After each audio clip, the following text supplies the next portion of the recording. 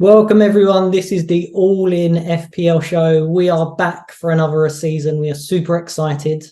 Lots has happened. I've got a new house. Someone somehow has married Doyle and chose to spend the rest of her life with him. And Josh is still rich as always. So how are we, boys? You all right, Doyle? Yeah, good. Struggle to unmute myself. So that's always a good start to the season. Rusty. Very, very rusty. Coming into this with no idea what's going on, but looking forward to getting stuck into it. In fairness, you don't have to use video calls at work or anything, do you? So I can see how you got confused with the mute button there. Yeah, so, absolute idiot. Teams v Zoom, mate. Teams v Zoom, always tough. So how was the wedding, Doyle? Was it good? It's great. Yeah, all went well. It was a lovely June day. Thankfully, it was June, not July, because it's been a pretty miserable month or so weather-wise in the UK. But yeah, fantastic. And how many people have asked you so far, how's married life? Oh yeah, this is approximately the 1,000th time it's been asked so far. Yeah. Response is always no different. No different. He hasn't matured with married life though, because on Friday he was absolutely battered, just walking around Coventry, just like in a big circle, just shouting at me, not knowing where he was. It was just brilliant. So yeah, I'm glad to see he's still himself. You know what I mean? Screaming "Only idiots own Haaland" or something like that. I think that's what I was shouting. So. Spoiler alert! Yeah, here we go. Oh wow. This could be an interesting show. I haven't seen your teams yet, so that would be interesting. Some of your ideas on this. So how have you been, though, Josh? You've been all right? Yeah, I'm good, mate. I lost a bunch of money again last night and the 7 days previous to that. So yeah, we went to a poker festival last week, me and Doyle did, and it did not go well. So yeah, it's need a bit of a detox this week. I'm back in London now, so just like no gambling or anything like that. Let's just get our team sorted for the fantasy season. Now it's clutch time, isn't it? Now it's the business time now, isn't it? To get everything over the line, I think. It is, and that's what we're here to try and help with today. So this is our bumper season preview video, and what's the on the agenda then, Doyle? Yeah, so we're just going to do it pretty simple. We're going to go through position by position, starting with the fun forwards, break it down by price bracket, who we like in each bracket, so premium, mid-price, and cheapies. And then, yeah, just go through forwards, mids, defenders, goalkeepers, and then finish off with any final words. Yeah, that's the plan. Sounds good. Let's get into it then, shall we? Indeed. What we're going to start with, I think, first episode, first one of the season. Let's start with a bang. Premium forwards. What are we thinking? Who's catching your eye, Josh? Does our episode not count JB earlier in the week? Is that no? That was a test one. This is just the a joke. Like you said, this is where it gets serious. Now, this is the business end. This is down. We're talking about prices and stuff, not about have fun in FPL and don't take the game too seriously and don't blah blah blah. This is the serious stuff now. That was episode 0.5. Yeah, this is number one though. Here we go. Yeah, I mean we have to start with the elephant in the room. Obviously, Erling Haaland. Doyle just said something interesting, which I wasn't expecting, but I think I'm going to have him in my team. And my feeling with him is that I'm probably going to perma-cap him, actually. I think that's the way I'm going to go. I'm not having another premium asset. I think 14 million is a lot of money, isn't it? So I'm spending that, and I'm spending that with the intention to captain him, I think. Yeah, and within 10 seconds, Josh reveals his gross misunderstanding of how to play Fantasy Premier League. So that's a good start to the year. Yeah, I am not going to own Haaland for the first 5 weeks, at least, I think, of the season, is my plan. Basically, my strategy in FPL, for those who do not know me, obviously, probably tons and tons of new people to the podcast today. So, I think the strategy in this game, if you want to, I don't care about my overall rank, really. I want to win my leagues. And to do that, I probably need to be top 2K, something like that overall. Haaland is going to be 100% owned and capped by probably nearly everyone in week one, at least, probably the first few weeks. Obviously, he's likely to be the highest scorer in those few weeks. I don't disagree with that.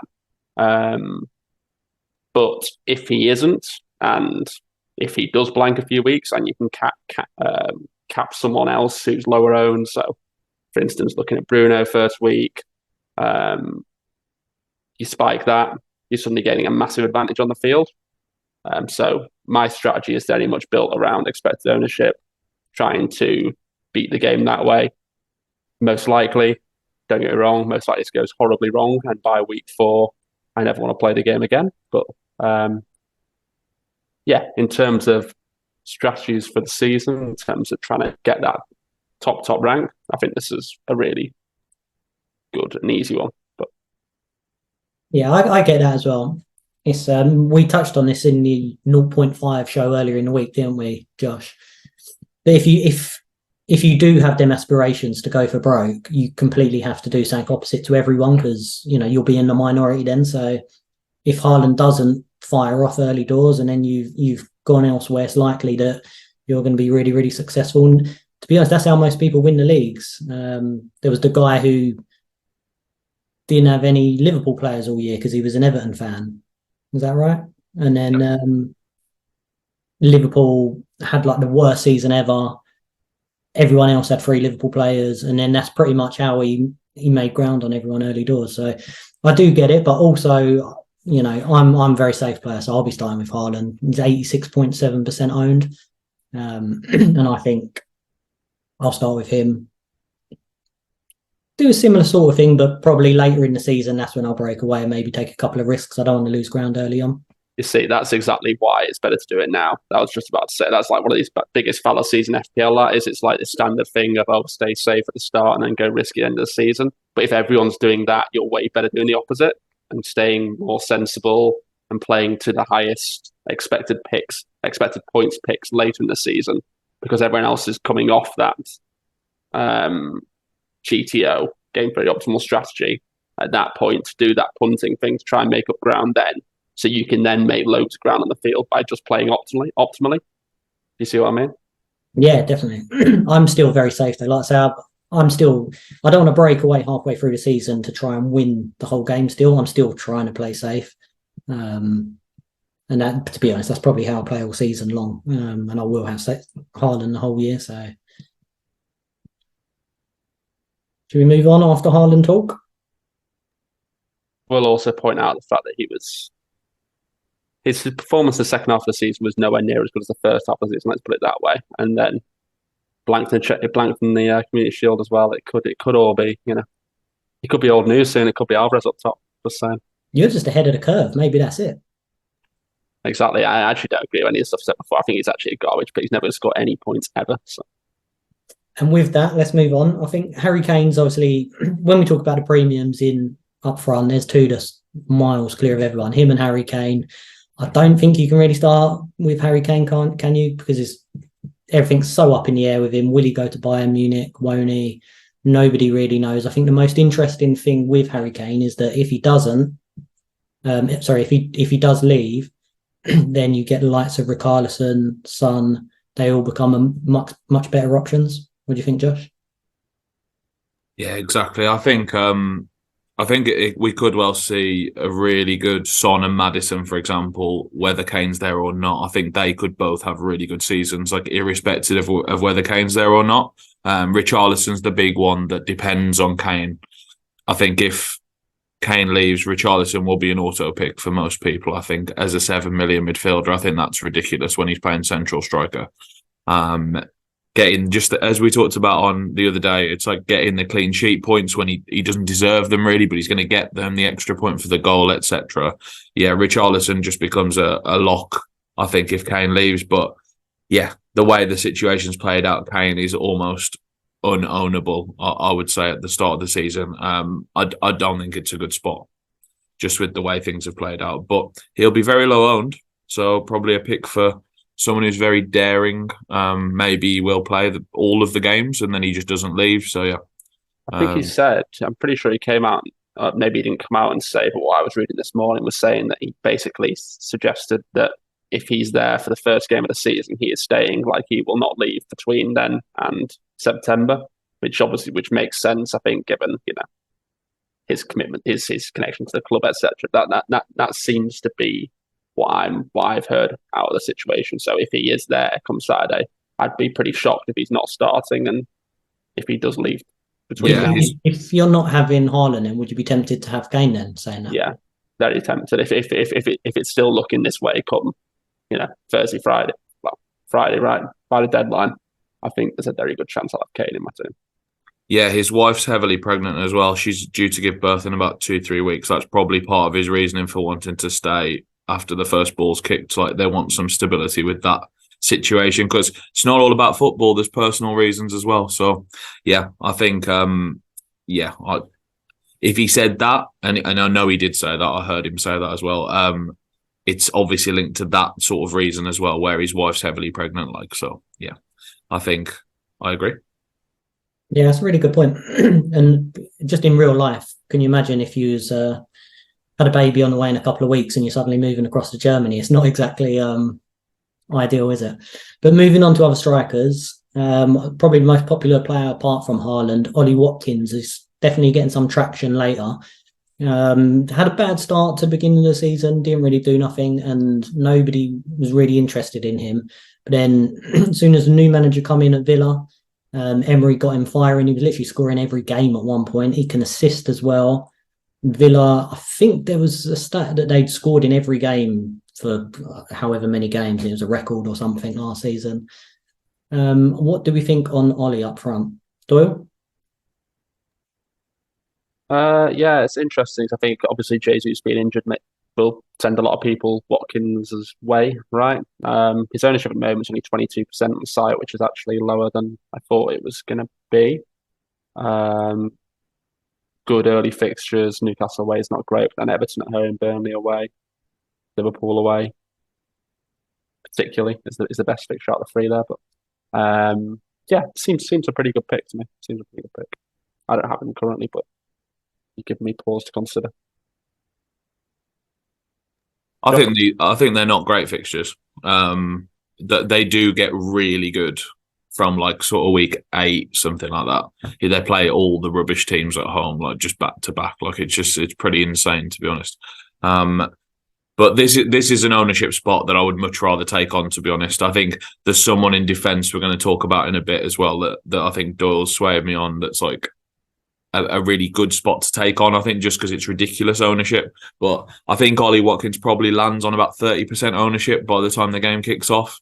And I think I would much rather take this on than Haaland, I think, for me. And it's an easier one to take on, much less risky. But I think like I would rather have Haaland and just take this on, because I think we can get away with this, honestly, with the early fixtures. Newcastle away, Everton at home could be resolute. Burnley away is a very good fixture. They seem quite depleted at the moment. And a lot of their defensive strategy is based on like keeping the ball. Now, I'm not sure they're going to keep the ball in the Premier League as much as they did last year, obviously. So I think obviously the Man City game's week 1. I think that could be a real pumping. I think that honestly could be a real pumping. And then yeah. So that's a good fixture for Villa in week 3. But then Liverpool away, we don't know what that's going to be like. Will they be more resolute? Crystal Palace are actually, in terms of stats, top 5 defensively for the last 2 seasons in some metrics. They've done really well defensively, even under that Vieira reign that they were renowned for sort of not being good defensively. But yeah, Hodgson has them really well set up, and they're a really good team under Roy Hodgson. So yeah, I think maybe one to take on, but who do we take it on with? JB, that's the question. I think, are you going to go Watkins, do you think? No, I don't think so. His ownership ain't huge. I mean, it's 22%. It's sort of 1 in 5 teams, but he's the second highest owned striker after Haaland, which is probably the more important fact there. I was just about to ask you before you look. I was hoping you hadn't looked. I was going to pose the question who the third is, because I looked myself. It's ridiculous. I haven't. Have you looked, Josh? Have you not looked? Wow. Can either of you guess the third highest owned striker after Haaland and Watkins? Is it a 4.5? Mubama? No. That was who I would have guessed. Yeah. It's another mid price.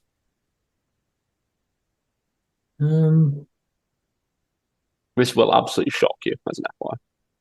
It's not Wisser, is it? No. No. One of my favourite players. The guy I owned all last year.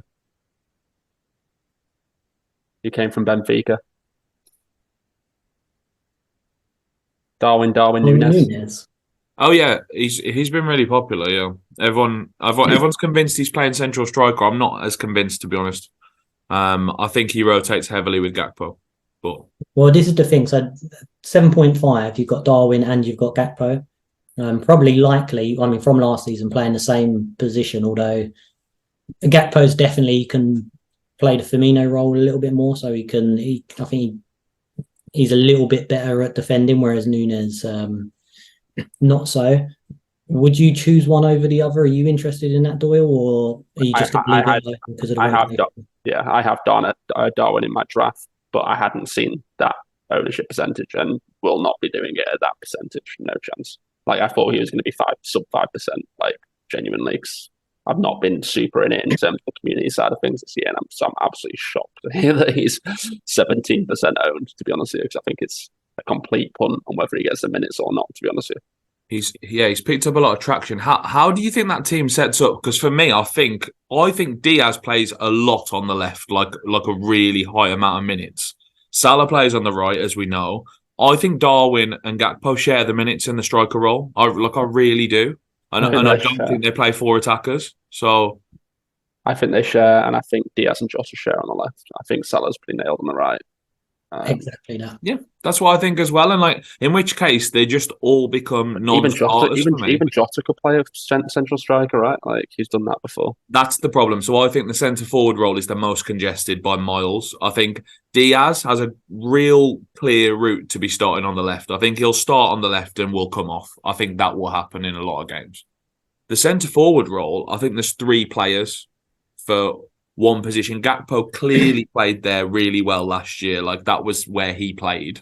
Darwin, obviously, that's his position. He can't play anywhere else, really. He's played on off the wing a few times, I think, but I think he's a striker. And Jota, again, looks good up front, can play on the left. So, I think the centre-forward role's really congested. And if we think they're only going to play 3 attackers and 3 CMs, which they have done for many years. They play 4 attackers, right? Unless they could play Gakpo and they can, but now they've got that. I'm going to slaughter this name, but Szoboszlai? Spot on, yeah. Yeah, it's absolutely perfect. I don't know how to say it either, by the way, but it was perfect. Yeah, but yeah, I'm fading all these guys. I'm just like, I don't know who's going to start. I think it's a complete split, to be honest. I think he changes week on week, and I want to see it, to be honest. The fixtures aren't very good either, really. I mean, Chelsea away could be all right. Okay. Bournemouth away, Bournemouth at home is obviously great, but then it's Newcastle away, Villa at home, Wolves away. I don't love it. Wolves away could be great, to be fair, but... Yeah, I think that's all spot on. Exactly what you said with them positions. Gakpo and Darwin are going to be rotated, and then I do think the same as well, that Diaz will have that role ahead of you. Josh has gone again. He's had enough. I don't know if you noticed this from earlier in the week, Doyle, when you weren't here. His alarm went off on his oven at a certain point during the video, and he had to go onto mute, start shouting out to someone to get the food out of the oven. It was obscene. You should have seen it. First video of the year. It's what All In FPL is all about now. Something crazy just happened. I just went white for like 20 seconds. Like, my face just went like the same colour as the wall. It was absolutely crazy. But yeah, it's I think it's Zoom. I've never used Zoom before. It seems pretty crap. But yeah. What'd you get out of the oven? No. I'm making a steak pie, mate. I'm cooking because I've been away playing stupid gambly games for like 5 days. So I'm making Louisa dinner tonight. So this is the second. We're 2 videos into this season, and you already have gone to the oven to break up the video twice now. What about the poor faithful? Come on, they need our advice, and you're making steak pies during the podcast. To be fair, I usually do it when you're talking, JB. So it's like I'm trying to like maximize, like because when you're talking, sometimes I do like funny faces and stuff. So at least you didn't have that this time you were speaking. Yeah. You know what I mean? But no, to be fair, in episode 0.5, I got Jacob, my friend, to turn off the oven. I just went on mute and I was talking to him. That was so I didn't leave the screen that time. So hopefully that'll that won't happen again. So yeah. Okay, well, this is a new segment every week. Yeah, hashtag feed Josh. Okay, and we'll see what you're having for dinner. And we'll take it from there. Anyway, back to FPL, shall we? I think we covered Liverpool's attackers now. Going back to the forwards. Your boys. Let's talk about your boys. Well, yes. They're looking very good, but unfortunately we had some news a little while ago. We're not sure. I'm trying to verify it through our all in FPL sources at the moment. But Nkunku's injury could be a little bit more serious than first thought. But that just opens up Jackson even more, right? It does, so, yeah. I think that would be good news for FPL fans who want a nailed route into the Chelsea attack. Because I think if that is the case, then Jackson will be starting most of the games for us. And at 7 million, his pre-season form's been really good. He's looked sharp. He's got a great goals conversion rate as well when he was at Villarreal. So his stats are good. I really think he's like Ben Rama from I think it was last year or 2 years ago, where like everyone suddenly templated on him and he had this form in pre-season, just went like the first 5 weeks, scored every game. To be fair, it's coming. He's only really had like half of the season at Villarreal last year. I think he scored like 9 goals in 12 games or 12 and 15, something like that. So there isn't a real period that you can say, okay, the last 2-3 years he's been exceptional. He's literally just had 6 months of playing well, but he's a very young player. He has looked good in pre-season, so you can only take it as you see it currently. And I think Chelsea will be better this season. Well, it can't be any worse than last season. So Jackson could be a good option. And depending on when Nkunku is back, he's got a phenomenal record as well. So I think he's got to be in everyone's thoughts at 7.5 million. But again, if he's injured, you need to wait. He's a wait and see even when he comes back to see what sort of form he's in and how he fits in the team. So I want Nkunku to be fit because I really wanted to pick him. I think he is an exceptional punter. I think he's so good. I've loved playing him in the Champions League game the last 2-3 years. He's amazing at football. But if he is confirmed out, I will definitely be going Jackson. I just see that as a real good route into that team now, and especially for 7, it just seems really cheap. I think we might see a lot of that Watkins ownership going towards Jackson if Nkunku's confirmed out, actually. I think, which then makes Watkins a good pick. So it's like, yeah, it's just such a fun game, man. It's like, just you guys look at your punts and try and find the punt that you really like, you know what I mean, and just decide what you're fading against. And I really like Jackson. Wait, sorry. Go on, Josh. Finish your thought. No, I was done, mate. I was just trying to rattle through it, which we're already taking quite a long time, I think. But Newcastle forwards, Isaac, Wilson, what's going on there? Does anyone have any insight? I think it's going to be more of the same this year, to be honest. They was rotating a lot last year. The only difference, I think, is where Isaac played a lot on the left.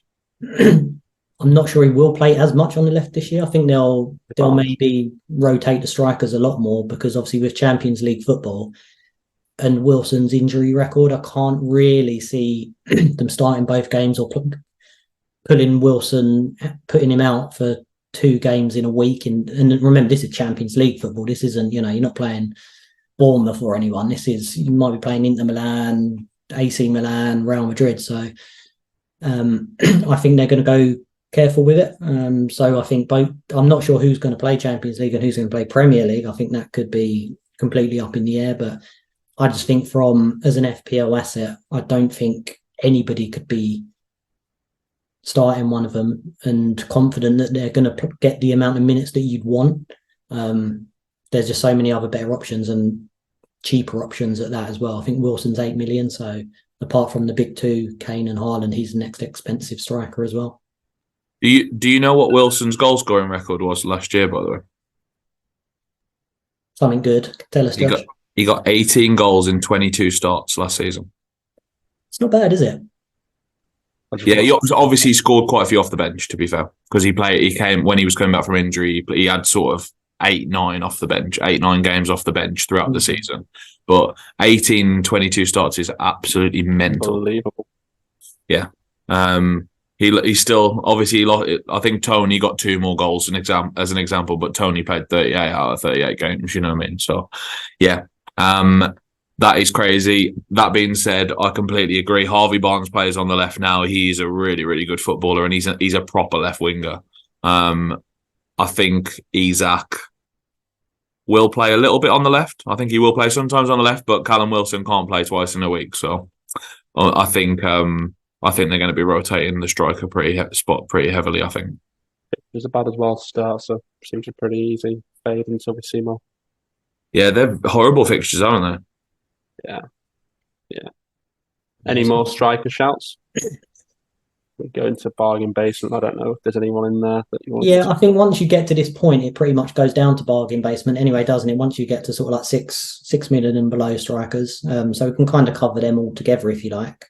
Looking down, there's another similar problem with Brighton forwards. So a lot of people liked Ferguson early on and think he could go on to do great things this year, and I think he can because he's looked superb.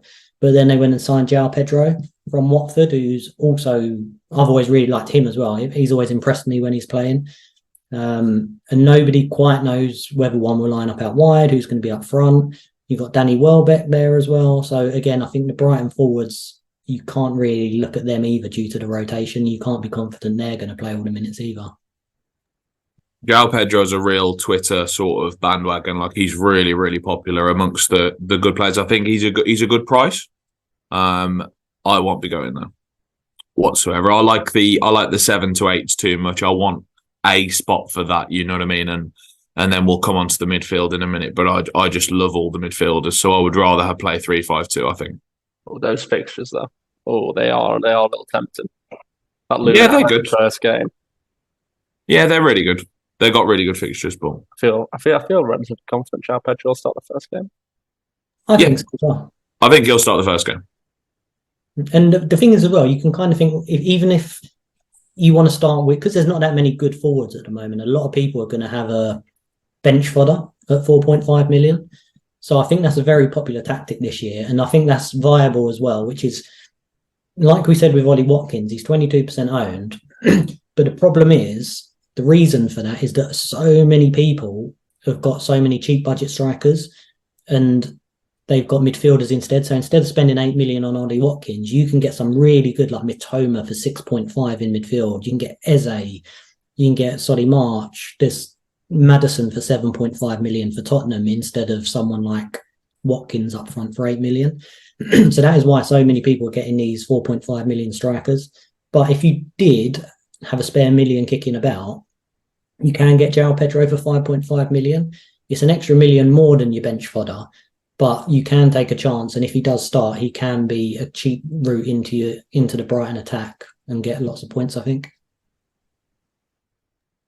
I think I'm seeing a route here where you could have João Pedro for maybe the first 2 weeks, then to get that Luton fixture that Doyle's talking about, and then maybe in week 3 you downgrade him to a 4.5 and upgrade something else and use the money, but have the Luton fixture. You know what I mean? I think that makes sort of sense. I'm tempted to start with just the 4.5 from the start. I think personally, is he any good? Because I'm just looking. Except FPL stats from last year. Understat don't. Has he been banging him in pre-season, or was he good last season or something? His stats from the year before look absolute garbage. João Pedro is more. He's a really, really good player. So he's very skillful. He when he's on the pitch, when he was playing for Watford, he was a cut above all of their players basically. But I don't think he's necessarily prolific in front of goal. He's more like an all-round player. Yeah, 1 in 3 last year. Yeah, I was going to compare him to Rooney for a minute, but it's a bit of a stretch to compare João Pedro to Rooney. But just Rooney was a striker, but he had so much control. You know, he had so much about his game. He was like, he could play in central midfield, couldn't he, Wayne Rooney? And João Pedro is that sort of skillful. I'm really hyping up João Pedro here, isn't he? I ain't even considered him, but I'm talking myself into him. But yeah, he's let's just say he's less prolific in front of goal, but a very good footballer. This is absolutely ridiculous. João Wazza Pedro. I think he's more like a guy from last year. I think he's more like Pedro Neto rather than sort of Wayne Rooney, I would say. I think we had this bandwagon with Pedro Neto last year and we saw what happened. I think he was injured for the season by week 3, I think. So it was like, yeah, he's like a similarly good player, by the way. Pedro Neto's a really good player, but yeah. João Pedro is going to probably score well in week 1 at home to Luton. I think they are the absolute cannon fodder this year. I think there's going to be some really big score lines against them. So if you want to take the punt from the start, I think that's absolutely fine. But yeah, I think there'll be better options over the whole season, definitely. Give it 3 weeks and we might have Pedro the Plant on the side. You never know. He might be one of those that's like a good, really good real life player, as you say, but it doesn't translate to FPL points because it never has so far. He got 11 goals in the Championship last year, which isn't good. I mean, you would think like a player who's going to set the Premier League alight this year would perhaps have got more than 11 goals last year, but we'll see. Luton at home is a good starting point, I think. Where's he playing? So he's going to play wide, but they've got a lot of bodies there. So they're thinking Enciso's going to play in the 10, I think, this year or something. And then obviously Mitoma plays left, so that's going to be a thing, I think. And then does João Pedro play wide right? They've got Buonanotte, they've got Solly March who plays wide sometimes. Yeah, it's just a bit of a strange one for me. I think they've got a lot of bodies, and they've got European football as well. Like after the first few weeks, so. Well, I had him in my team for roughly a minute and a half then, so that was fun while it lasted. What was the turning point? Was it the 11 goals in the Championship? Was it the Pedro Neto comparison, or was it the fact that they've got 40 players for 3 positions? Bit of all of them. They've even got Welbeck and Ferguson up front, and Welbeck's not going away. He scores goals. Danny Welbeck does. Like he's just a decent centre forward. So like, yeah, I think. This is just like could be anyone could play any week literally for this team. We saw De Zerbi at the end of last year. The rotation was crazy. Like McAllister didn't play 3 of the last 4 games, and he was their best player by a mile. Mitoma missed 2 at the end. It was just all over the place. I'm not sure what they're going to do this year. Well, we spent way too long discussing Ferguson and João Pedro now. And Pedro. Josh has not finished yet. Carry on, Josh. What do you want to say? João Pedro took a penalty yesterday, and everyone's saying he's now nailed completely on penalties. No one else could possibly take a penalty for this team. I'm not buying that at all. He took a penalty in a friendly yesterday. Fair enough. Okay, Josh has had his say. Any other strikers that we like? We can quickly fly through a couple of them, but Mitrovic would generally be popular, but we think he's off to Saudi Arabia, and unless he gets paid the big bucks, he's not even entertaining the idea of playing for Fulham again, apparently. There is Nketiah for Arsenal. They obviously have their injury problems with Jesus, but we saw that Havertz was playing up front yesterday in the Community Shield. So not 100% sure. Nketiah only come off the bench, and also Trossard can play up front, so I'm not sure that you can really consider an Arsenal asset. Just too much rotation. Calvert-Lewin's always injured, so he's not going to start for week 1 either. Dyche basically said he's not ready to start week 1, so he's never ready, is he? He's definitely a wait and see until he plays like 2 games in a row, I think, anyway. And after that, we got Wissa for Brentford. Is anyone interested? Wissa. Yeah, Wissa. He's a good punt. If people he's another good player. He's a good punt. Is that your alarm for? This food's gone off. No, it's my alarm from earlier. Sorry, I didn't turn it off. Wissa's a really good punt. He's not to my taste. Like I don't like punts like that. He's a bit punty for me. Like I just don't like it. But I think he's going to play up front. I think so. He scores a lot of goals every time. I'm sure. I ain't checked the stats, but he does get a lot of goals when he does play. Is there anyone else? Any last calls? Any honourable mentions for strikers that you would like to consider? The 4.5s really, really quickly. I've got this guy. So Mubama's the West Ham one. They've still got a lot of bodies up front though. They've got Danny Ings, they've got Antonio still. But he seems popular. And then there's a guy from Sheffield United who is a 4.5 who's called William Osula. Now he's a Danish guy. He's 20. He's very raw, but they usually play 2 up front. So I think he's actually the best route who might actually start this season at 4.5. So I think that might be the best 4.5. And that is straight from my mouth. I don't think it's came from anywhere else. So let's just hope that he is good. Jeffrey Archer has been my 4.5 million forward for the past 5 years, and that's not stopping now, baby. I back him to sit on that last place in the bench all season long. Stick with tradition. I like it. Okay, I think we've just about covered strikers. I'm looking down the list, and I was just about to go into Fulham, but not Fulham Wolves, but I don't think we need to go there, really, do we? No, let's move on. Okay. I think Wolves might just be. I think they're in a lot of trouble this year. They didn't score many last season either, did they? They've lost a few players and not signed anyone. They've got no money. They're in big trouble. Looks grim there. Yeah, their best sign is Matt Doherty. So. They're a good bet to go down this year. Seriously, they are in big trouble. They're absolutely awful. I think they've got a few good players, but it just depends how they start, I think. They've lost Neves and a centre-back though, mate. I think Sarr might be going to Saudi again. That's a link that's happened. They'd really miss him in goal, I think. He's really done well for them in goal for 3-4 years now. Mm-hmm. Yeah, let's see with that. Let's go on to midfielders anyway, because we don't want it to be 3 hours, and it will be. So premium midfielders. Okay, so top of the bunch, obviously Mo Salah. Listening to Doyle's talk about ownership, obviously he's not going with Haaland. We've obviously covered Liverpool. We know Salah's going to be great. We know exactly what he delivers. He's looked good in pre-season as well, so nothing's changed from last season. He ended the season well. He had a slow start.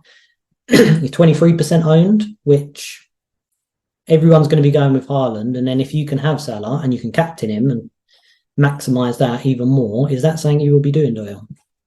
I always own Mo Salah the first 4 weeks of the season. He always does really well those first 4 weeks and then drops off a cliff. So I will once again be owning Mo Salah this season. And what do you think, Josh? I think he's the best way into the Liverpool attack, as I've discussed. I think the others aren't nailed enough. I think it's like Diaz would be my punt out of the others. But I will be captaining Haaland every week, so I won't be owning Mo Salah. I think I'm going to spread the money.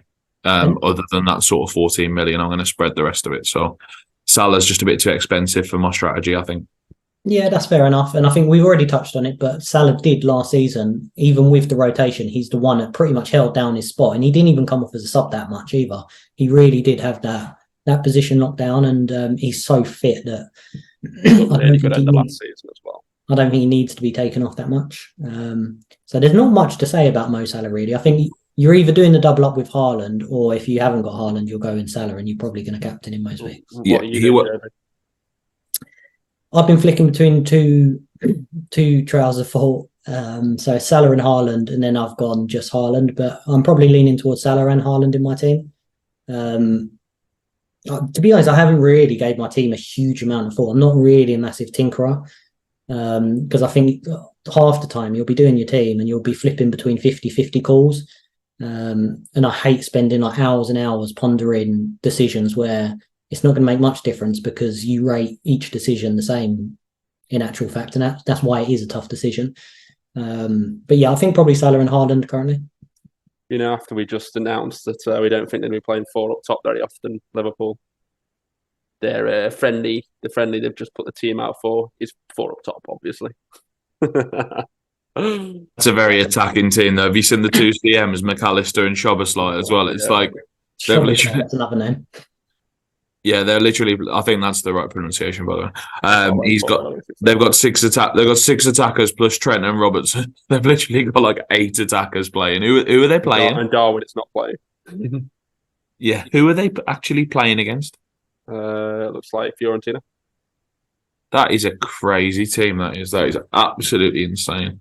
Just like such an attacking lineup. Yeah, so I don't see that being done seriously. But maybe this is his like attack from the front sort of mentality for a game where he wants to just like he has played 4 up front in the past, so like it can happen from game to game, but it's very specific, I think.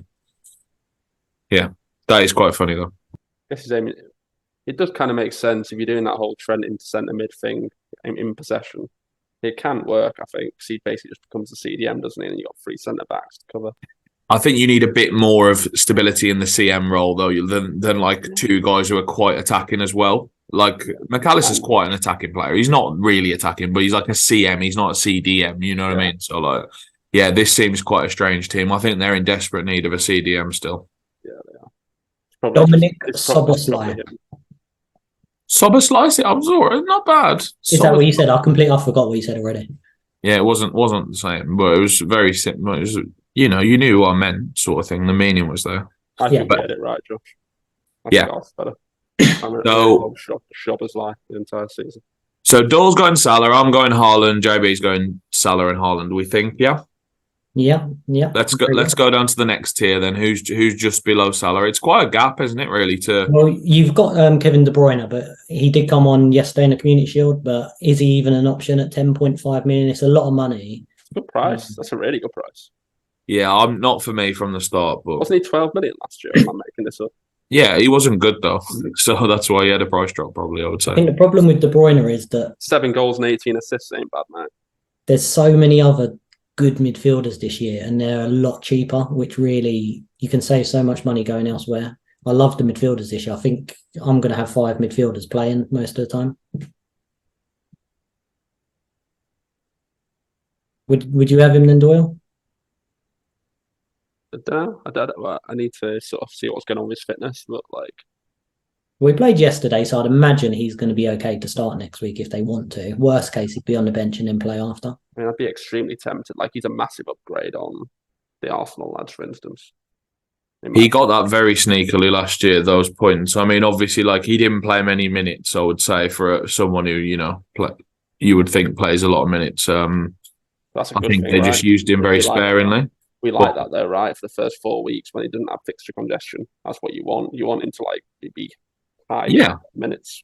Yeah, I mean, I think he, like I say, he had a deceptively good year last year. I thought he had a really bad year last year, but in terms of I wouldn't have put him in my team of the year or anything, but I know a lot of people did, and to be fair, he did really well last year. So, yeah, I think that what I mean is I think the price drops based on the fact that he didn't play half the games last season. Literally, he played probably started 22 games, I reckon, or something again. So that's really, really good. Yeah, the issue I have here is he correlates so closely with Haaland. So if I have De Bruyne and don't have Haaland, that's probably a bit of an issue. Yeah, whereas I should just slam it, you're saying, right? Yeah. I should just have both, right? Yeah, I think so. Guardiola came in at 5 million today, by the way. That is a bit cheap, I would say, for someone who's yourself here, Josh, mate. Quite nailed. Yeah, we're on the Man City line. I can't help but link it together. I think they got a lot of good options. Not even a midfield. He's gone straight to defenders as well. We go on. And what about the other midfielders while we're on midfield? Foden, Grealish, anyone? Not for me. I think they're both very popular. I think more so Phil Foden. He's in a lot of teams because it seems like he's lining up a lot more in central midfield.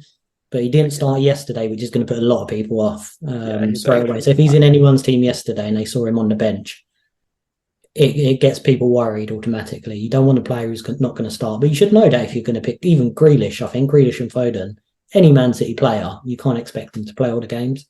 So we'll see. Not for me, to be honest. I think I keep saying it, but so many other options, especially at 7.5 and 6.5. So I wouldn't be looking at them. Yeah, I agree. I think it's too much risk in the rotation. If Foden, particularly, I actually don't see Foden starting, to be honest with you. And not for you, Josh, either? No, I think I like the others around the price point better. So Marcus Rashford, who's going to start the season as a central striker, I think is a phenomenal price at 9 million. Højlund's injured, apparently. So I think Rashford very much starts the first sort of 4 games like Doyle was talking about for De Bruyne. Let's use that because Champions League kicks in after that. But first 4 games, Rashford's going to start central striker for Man United. 9 million for a midfielder playing up front is a really good price.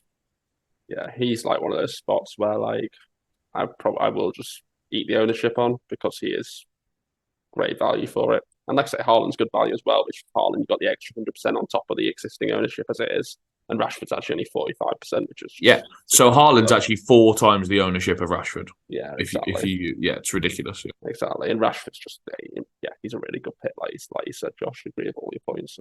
That's a key thing to talk about here. You don't need to take on every spot, right? You need to take on the select spots in a season-long game. You need to take on select spots, right?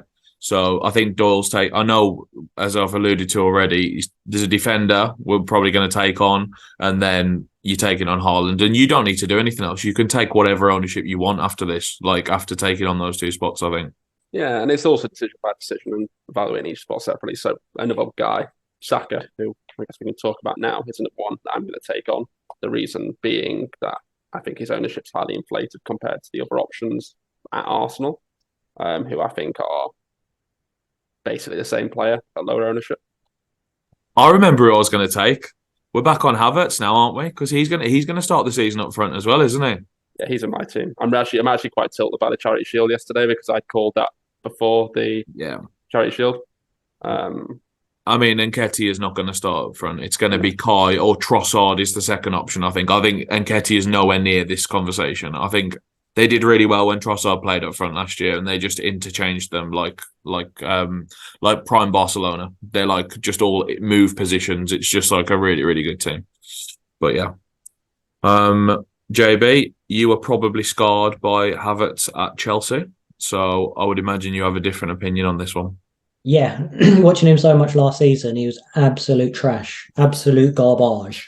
So there's no way I would be starting with Havertz. And to be honest, in the Community Shield yesterday as well, he didn't look good at all either. He looked exactly the same. I thought he might have a new lease of life, but still just as rubbish as ever. So I don't think you can start with him. The position ain't going to be nailed. He'll be back in midfield shortly, even if he does get the false 9. And they've got so many attacking chances, though, doesn't he? Like, even if he's shit, he just does get the chances.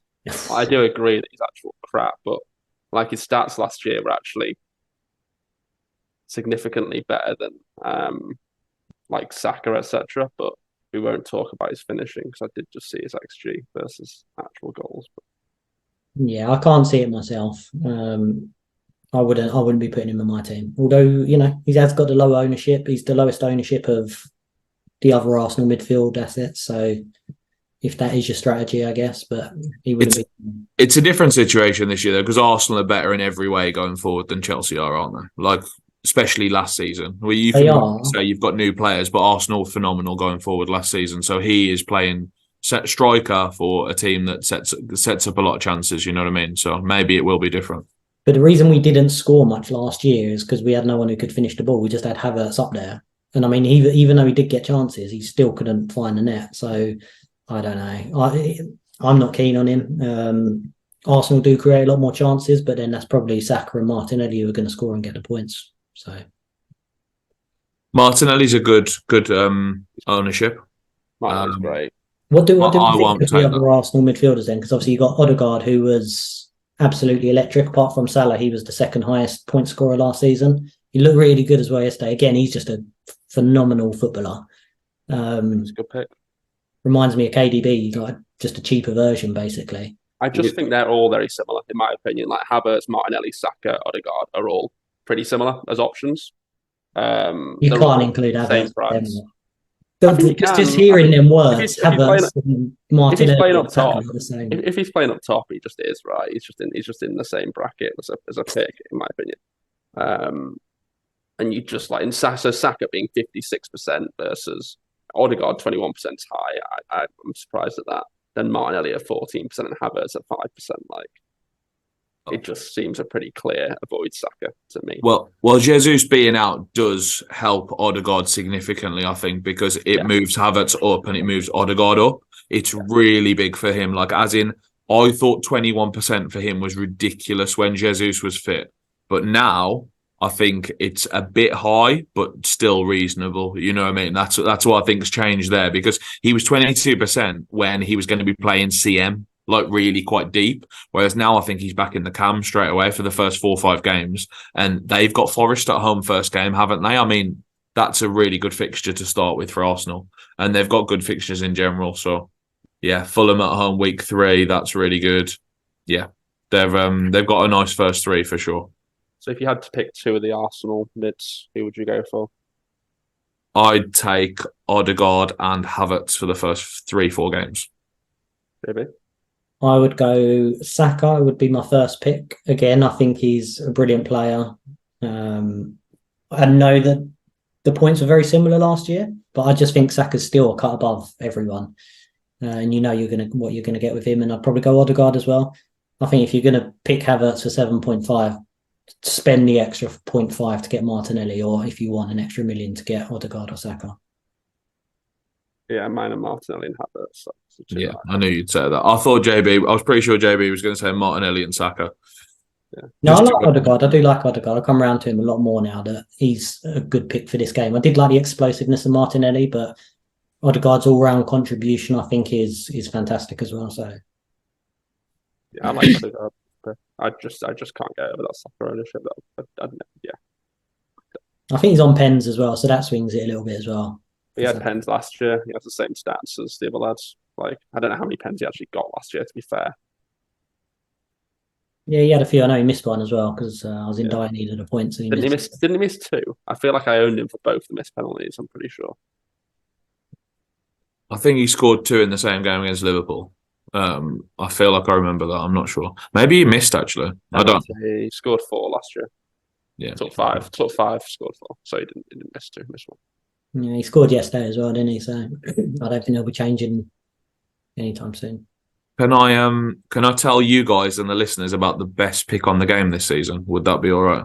Yes, this is where we need to cut this video, and this is the showstopper. This is what they all tuned in for. They listened to all the crap before this to get to this. Here we go. I don't think it's that close either. I think this player points per million will be the best player on the game.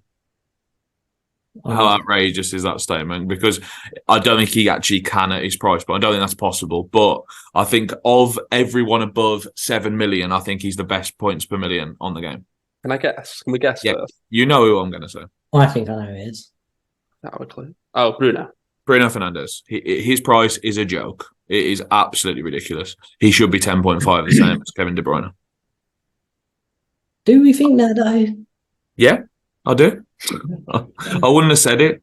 We've just gone through all of this, right? And you've been saying about Saka and all that. Saka's the same price as Bruno, and Saka got 30 odd more points than Bruno last year. Yes, but Bruno has actually got like 200 points. Like, I think Bruno should get 200 points every year. Like, I think he had a quite bad season last year. He hit the post 8 times or 10 times. Yeah. Like, he got 2 penalties. He had 2 penalties last year. We're expecting sort of more like 8 penalties, like I would say. Yeah, we're expecting 8 to 10 penalties for Manchester. What's it called? Varchester United or whatever it's called. Yeah, I think we expect like 8 penalties for them a year. So, sorry, I need to retract my earlier statement as well because I was looking at all and not last season for Saka's penalties. It was actually he scored 2 out of 3. Yeah. Okay. Yeah. So they didn't get many penalties either last year. To be fair. Yeah. But Bruno, yeah. I really think this is a very, very kind price, and I'm going to be owning him 100%. Yeah, he's my captain. Well, spoilers. There's still time to change, though. You never know. Are you going to own him, JB? He's not in my team, no. He's. Oh, goodness gracious. He was one of the ones who I was umming and ahhing about, and I'm quite happy not to take him. Which of those means you'll have him an or an R? Because I would suggest you should go that way. The R way, if that means yes, Bruno, rather than I think he's okay. He's a good option. I prefer some cheaper options as well, who I think could perform really well. So I don't mind. A good option. What do you mean a good option? He's an amazing option. He's okay. I think he's not okay. He's better than okay. The one thing I'll say about last season, he did play defensive midfield a lot, so he weren't getting as forward as much. So that obviously affected him quite a bit in a lot of games. He had to choose, Josh. It was close. It was Bruno Fernandes or the other United centre mid Mason Mount, and JB just thought Mason Mount is the. Well, now we mentioned Mason Mount. What do we think of the greatest player in the world? You've opened the door there. Yeah, I think he gets a run in the team. They've spent a lot of money on him. I think it's a really interesting one. Yeah, I think he's 7 million. He's not in my consideration to start with. I want to see how it goes. I think. Yeah, what's that? Did you see his miss the other day? No, I didn't. Oh, he missed an open net. Like, he literally missed an open net. Yeah. I actually think Bruno will potentially play more advanced than Mason Mount. Like, I think so, yeah. I think Mason Mount plays the other. He plays the middle, the CM. Like, so the 8, is that the right phrase? He plays in front of the CDM. Like, it's like a 1-1-1, and I think Bruno's at the front of it. So, yeah. That's what I think. Bruno can also play left or right. He can play false 9. He's just like... That's what he wants. He's going to play. He's going to play further forward this year. I think he was very unlucky last year. We don't need to just look at the total points column from last year. I think that is nonsense. I think, he's completely nailed. He's on penalties. He's a more involved version of Saka. I think he's just involved in everything for Man United. I think he's just a really good pick this year. He's like Odegaard, I think, similar to Odegaard, but with penalties. Yeah, no, I do agree with that. But it's just that the makeup of my team, if I'm going Salah and Haaland, I have to cut money somewhere. And to save a couple of million on him and downgrade him to another midfielder, that's probably what I'm going to do. But it is a pick. Yeah. Their fixtures are okay as well. They're not spectacular, but yeah.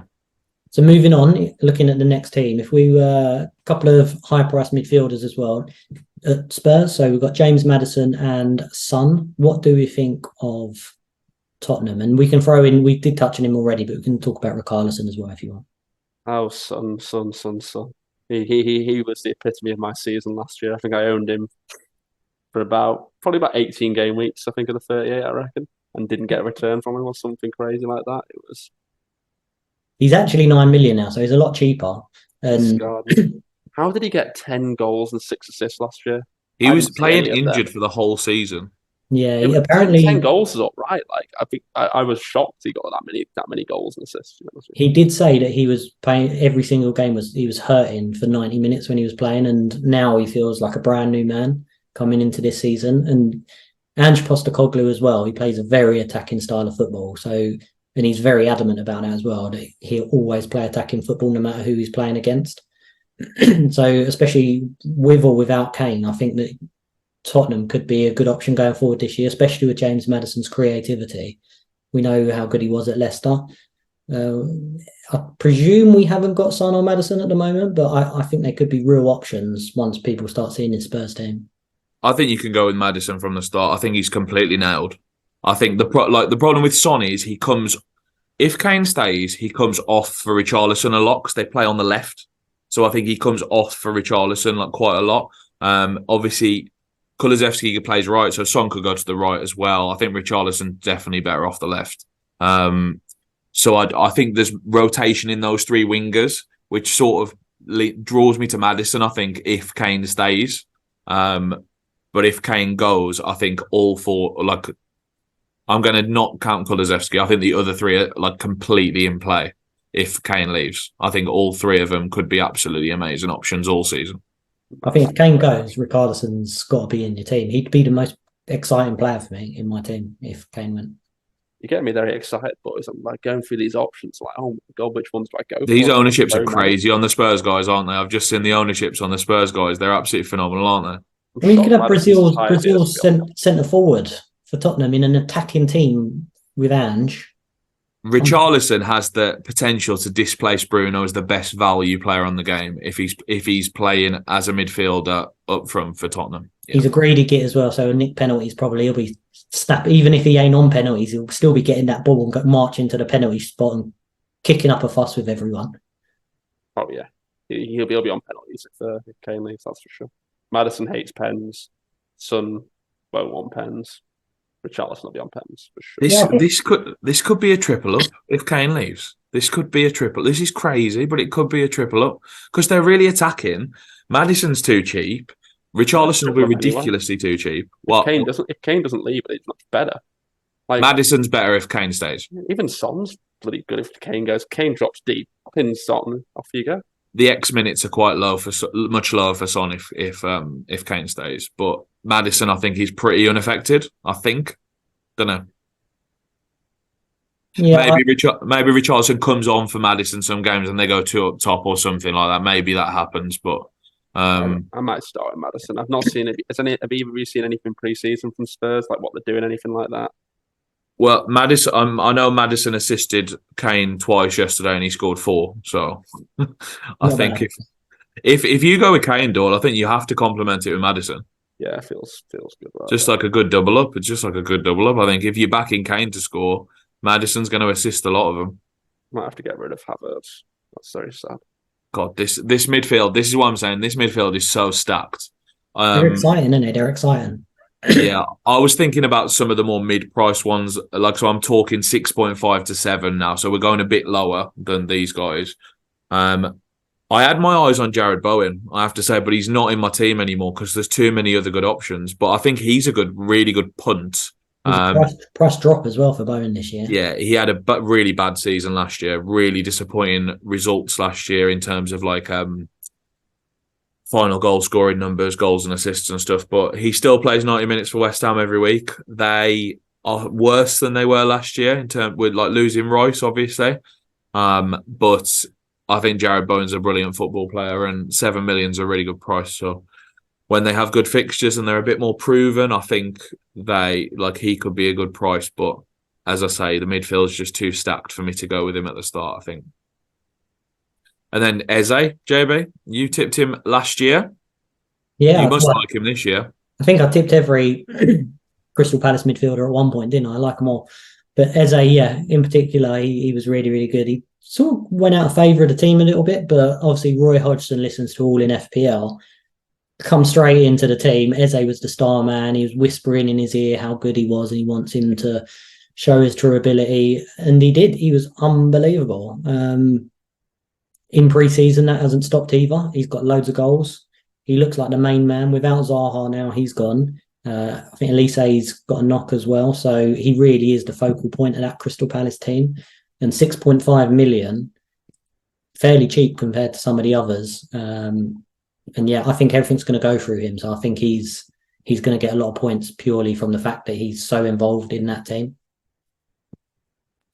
Yeah, I like Eze, I have to say. I've really come round on him in the last few weeks. I think that they've lost a few guys, Zaha being the main one, and so it just pushes Eze towards the talismanic status. I hope he is. We think he has penalties as well. And then Buemo's the other one. So he's got penalties, again, becomes a talisman, sort of, because Tony's out. I think less of a talisman than I would lean on Eze. But I think at 6.5 again, they're just really good, a really good price. I think you should take a 6.5 guy.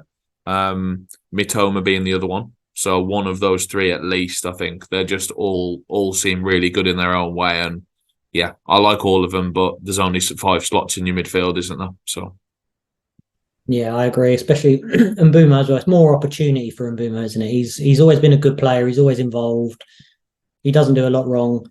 But with the opportunity he can have now, it's the potential. There's the upside with him that even though he's a £6.5 million player, if he hits the ground running, he could get a hat for the points for us. He started 38 out of 38 games last year as well. That was with Tony playing, so he's completely nailed. Like you can't argue with that. So yeah. Yeah, and Brentford underrated team as well. They're a good team. They should comfortably stay up. You know, knocking about in mid-table, they'll beat a lot of teams near the bottom. Especially with a lot of teams this year, you look at likes of Luton. We said Wolves are going to struggle. You've got Bournemouth in there. Nottingham Forest ain't great, especially away from home. There's lots of opportunities for these sort of like mid-table teams to do well and pick up points against other teams. That was respectful, that JB. Apologies. Everton at the bottom as well. So there's a lot of points to be picked up against these rubbish teams in the Premier League. What we're talking about here makes me think it's so absurd that people are going 3 up front with João Pedro. I just can't believe that that's happening when there's 40 midfield options. It's insane. Yeah, just play 5 midfielders, please, guys. That's my number one tip for the season. Play 5 midfielders and make them whoever you want because there's so many. Yeah. I think 3-5-2 is going to be my formation all season. I can't see me switching, honestly. I love these midfielders to bits. And when one goes off form, I've got another 3 on the conveyor belt to come in. Literally, I just can't see it where I switch from that, I don't think. JB, are you going one of these 6.5 mil mids or what's your... I currently have 2 6.5 mils. Yeah, Eze is one of them, 100%. Mitoma is 100% the other. Potentially, we'll see in the team. It says Mitoma, yeah. It has to. He loves those two. Video. It's going to be an exciting day. But yeah, no, I think there's a lot of value, and obviously, I like to try and maximise as much value as I can as well. So I'm always erring on the side of caution. That's why, rather than Bruno at 8.5, I don't mind saving a couple of million and then investing it elsewhere.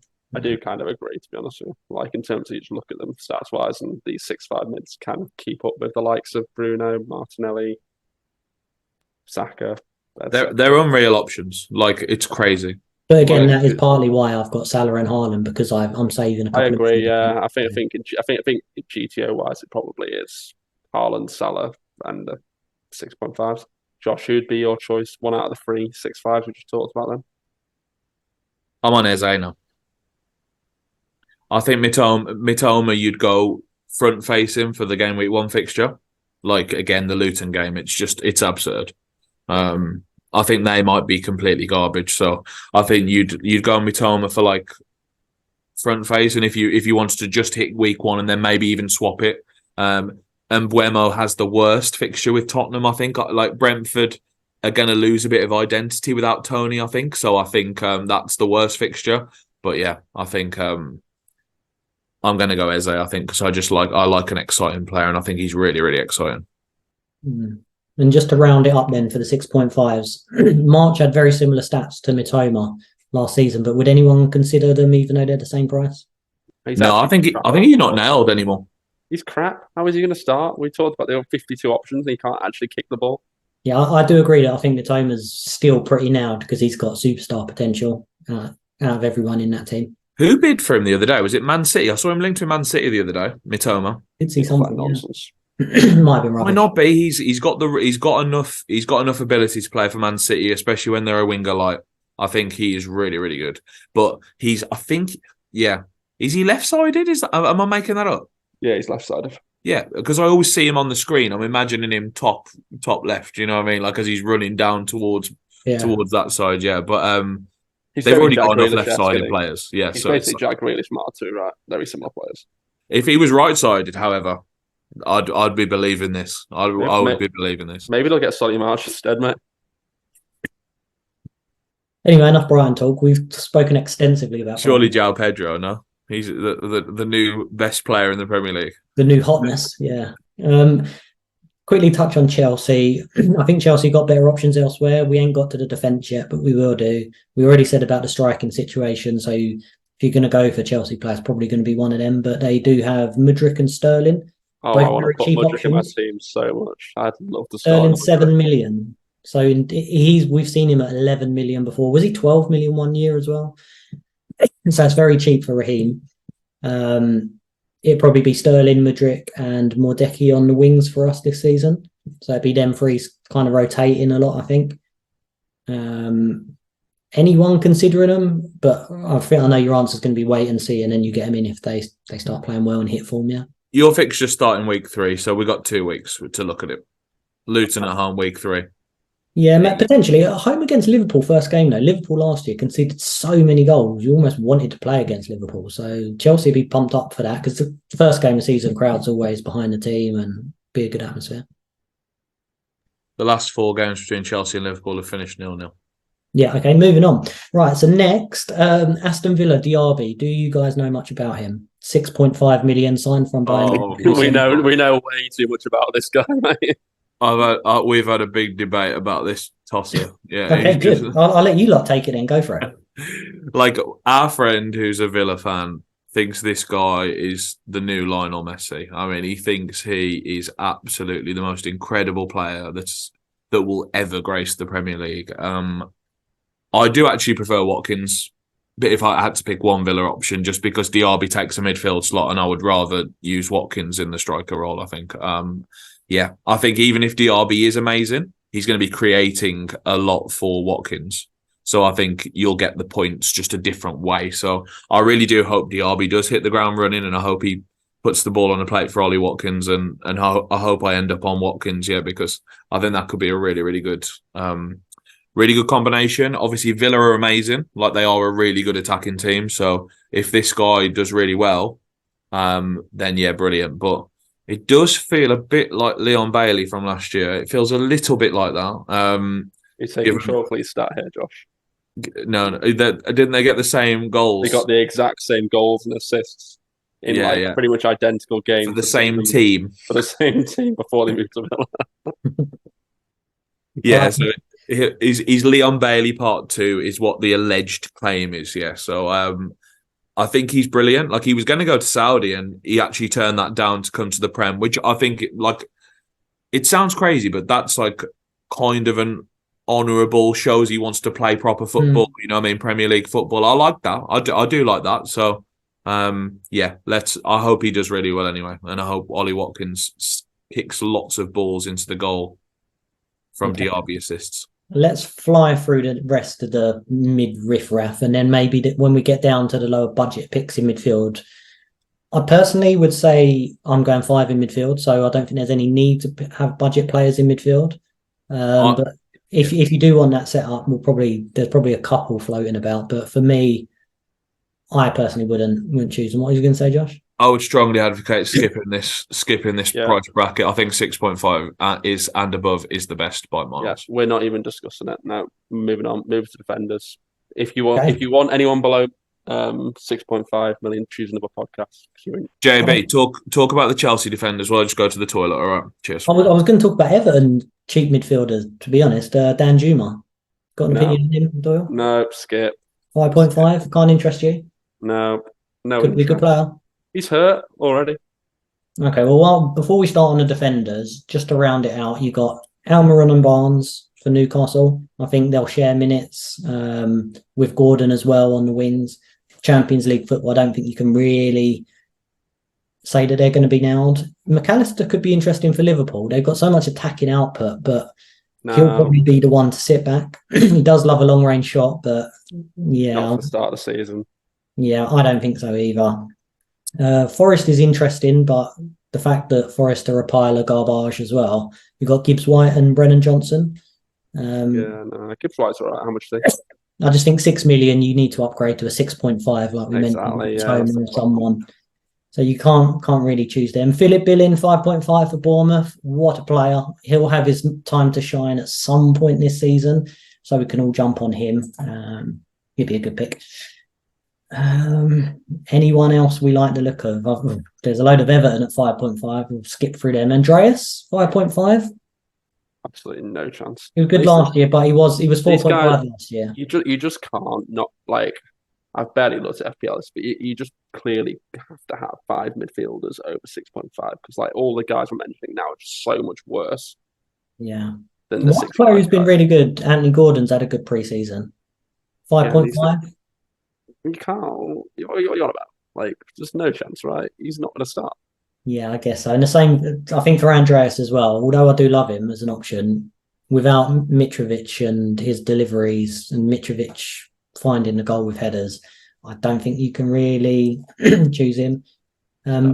Neto, again, a good player, but same as last season. We don't really trust Wolves, do we? So I don't think you can pick him. And then after that, it really is the dregs. They're all 5 million. You've got Kovacic who might start, but most of City's points are not coming from Kovacic. I guess we can round up there, can't we? Yeah, leave it. Defenders. We're waiting for Josh. I don't know where he's gone. He's gone to the oven again. But let's start with defenders. So top of the shop is the one and only Trent. Obviously, he moved into midfield position last year. Slotting into that sort of defensive midfield role, but rather than sort of sitting there, he gets forward so much. He's got great ball delivery. He really finished the season strongly, but he is a massive 8 million. Is that too much for you, Doyle? Was 24% owned? I don't mind about the ownership. The ownership's fine. He's expensive. Do I really trust Liverpool to keep clean sheets? No. Yeah. I might still own him. To be honest with you, it's still possible. It just depends on how. I think a lot of it's going to depend on Harry Kane as well. Whether Harry Kane stays or goes. So if he goes, I'll probably have a decent amount in the bank that I need to spend somewhere, and this might be where I end up spending it, which isn't always the best approach. But yeah, it's a tricky one. He got 150 points last year, and he had a terrible first half of the season, and they didn't get many clean sheets. I'm not entirely sure they will get more clean sheets. Yeah, and his attacking output in terms of stats was the best he's ever had, or joint best with the season before that. So he's got massive upside still. So he's a good pick, but yeah, he is very expensive. And Josh, you missed our Trent talk, but just quickly, would you be picking him, or are you going to avoid him? Good pick. I think I'm going to fade. I think I need to spend my money in midfield, so I'm going to just not have enough left. I don't think, and there's so many good for cheaper. I think there's a lot that are lower. So I think you can get by with the saving, I think. That's what I said. Off topic, I completely fucked up. So I forgot to turn the oven off when the alarm went off. So the pie is completely burnt. I've had to do the thing where you like stir it to get the burnt bit off the top. No. You know what I mean? To like stir it into the. But that's all mixed in now. Yeah, and now I've had to take the pie inside out of the oven and just cook the puff pastry on its own now because the pie meat is so burnt. It's just an absolute joke. I can't believe what just happened. Hashtag feed Josh. Cooking with Josh, episode 2. Christ. This is tonight's dinner, right?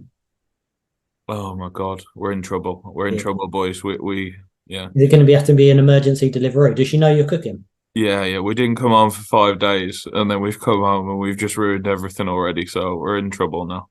And when you say, "Oh yeah, I'm sorry," because I was filming a fantasy football podcast show on YouTube, she's going to love that, isn't she? The fact that was more important than dinner. She actually likes our show. To be fair, the things that Josh does. This is quite one of the good things that Josh does. I think in terms of what he likes Josh doing. You know.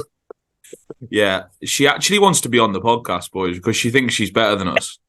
She thinks she's better than us at FPL because she had a good season last year. Absolute farce. Yeah, absolute farce. Yeah, she's been asking all summer, "Am I going to replace one of the boys?" And I'm like, not sure. I'm not sure I can allow that. But yeah, she does like the podcast, so she's all for us recording, but not when it at the expense of our pie. You know what I mean? So it's like, poor pie. Right, so Trent. Below Trent, I think we're going straight to 5.5s, aren't we? Like, I don't really like anything in between, I don't think. Well, shall we touch on Trippier? Because obviously he was one of the most owned players in the game last year. People will be thinking, do we start with him? A lot of people He's 35% owned. He is, yeah. He's 35% owned. People would have started with him, regardless of the price rise. They would have just thought, Trippier, so many points. He's in my team. But I think a lot of the, should we say, FPL community are fading him. And I'll admit, as soon as the teams come out, I saw his price. I weren't interested at all. I've not even gone near him. Is that the same for you guys? I'm willing to take it on. Yeah, I'm willing to take it on this one. I think it's a non-pick, especially with the fixtures at the start. The fixtures, right? The fixtures make it impossible. I wouldn't mind it, to be honest with you. If the fixture were better, looking at his stats, I'd be all over it. And from game week 5. Sure, and the thing is, from game week 5, the Champions League starts for them, and that's going to be a big thing for Newcastle this year with the Champions League football. So, didn't they just sign? Oh, they're trying to sign Livramento, right? Did they sign him? They're trying to. I don't think they've signed him yet. Not gone through yet, I don't think, but they're strongly rumoured for him. Yeah. Yeah, that'll be tough. Yeah. I think it's a no from all of us really if we was going to include him, right? Yeah, I like Botman plus 2 million, to be honest. Even when the fixtures turn, I think that just is more for like clean sheets, which Botman can get. So I like Botman from week 5, as Doyle said. I think he's more nailed from that point as well. It is kind of ridiculous if he has the same season as last year. Because he underachieved in the second half of last year. His attacking stats didn't really change, and he just didn't get the ridiculous points he got in the first half. But if he could get 200 points again, that's the same as Odegaard, Salah. That's 25 more points than Bruno last year. And you're saying how good Bruno is at 8.5. He's only 6.5. But it's just we don't think necessarily that output will be the same. Is that what we're saying? Yeah, I think you'll get less. They'll get less clean sheets as a team. I think that's almost certain. They'll be a lot more tired from Europe, even if the start of the season. I'm not saying they'll get through the group, but especially Christmas. I think there'll be a time for Trippier, especially if they've got a double or something. I mean, you're going to have him from Newcastle. He seems one of the best picks from Newcastle still. But I think from the start, the fixtures are too bad. The money's better spent elsewhere. I prefer spending it elsewhere. There's a lot of good cheap defenders, which I'm sure we'll get to right now. Yeah, I think so. And considering that he's 6.5, the other two who are in that bracket as well, Robertson and Virgil van Dijk, but just quickly to sum it up, their defence isn't very good at all, and I can't see them keeping many clean sheets. Is that the case? They're non-picks, and I think what you've just said is an argument to go against Trent as well. I think if you really think their defence is still crap, 8 million's ridiculous for a defender who might not keep many clean sheets. I think that's absurd. Even if he's really attacking, which he without question is. And what was you just alluding to some really good picks then, Josh? What as you go lower down in the price bracket, we're getting to like 5.5 million and less. Yeah, so I think if we start at 5.5, you're really going to like Chilwell, I would imagine. I think most people will. I've seen him in almost every team on Twitter. I haven't put him in a draft yet, but I am sold on him now. I've been sold over the weekend. I think he's a brilliant, brilliant pick. But I just like so many others again. I think it's the ones you go without. You're not saying they're bad picks. You just might not land on it because it's 0.5 more than you want to pay, for example. You know what I mean? It's like there's a lot of fives I like. I really like the Arsenal boys. I think Gabriel and Saliba at 5 are both absolutely unbelievable picks. That just seems 0.5 too cheap. Sorry, Doyle. The Chelsea boys, sorry. So Chilwell's the pick over James. Yeah, I mean, I'm not sure. I think Colwell's great at 4.5 as well. By the way, he seems really, really cheap. But Reece James, JB? go on, JB. Yeah, so I mean, I flirted between the Chelsea defensive triple up quite a few times in the last couple of weeks. I think I'm only landing on 2 at the moment, but Chilwell, James, and Colwell, really, really good picks. Colwell nailed, sorry. Colwell's actually nailed. Pretty sure he is, yes. It should be him and Thiago Silva probably. Obviously, Fofana's got a long-term injury, probably might miss the entire season now. Badiashile hasn't played in pre-season because he's been injured as well. So the only real defender we got apart from that is Trevor Chalobah. But from what we've seen so far, it looks like Levi Colwill will get that position at 4.5. Really good defender by all accounts. I mean, I'm not going to lie, I haven't seen him week in, week out when he was playing for Brighton last season. It's just that you hear a lot of buzz around him and he's sort of, meant to be a Rolls Royce defender. So it's quite exciting. But yeah, I think that whereas Chelsea was dreadful last season, and what puts a lot of people off Chilwell and James is everyone says they're injured every week. The big thing to remember now is that we're not playing every week. We're not in the Champions League. We're not in Europe. We're literally going to have one game every Saturday. And that's going to work in James and Chilwell's favour because they're not going to be playing week in, week out. Twice a week. So that is going to help them from that perspective. And we've seen what they can do in the past. They're really attacking in pre-season so far. I think James only played a couple of games, but Chilwell has been really, really attacking every game, getting forward, taking shots. And that's why a lot of people have got him in their teams. The squad's quite paper thin now, isn't it? Yeah, we've definitely sold a lot of players. We've still got a lot of players, but compared to what it was a joke before. We had 40 odd players turning up for training, trying to get into the first 16 or whatever. But yeah, central midfield, you need a central midfielder, don't you? Yeah, for the actual first team, I think we do. Moise Caicedo is the player Chelsea been trying to get all season, but Brighton are pretty good at doing business and normally have to pay top dollar, so that might be one for the last minute transfer deadline day. If Thiago Silva and Colwell were the same price, would you take Thiago Silva still? I'll probably be willing to punt the upside of Colwell.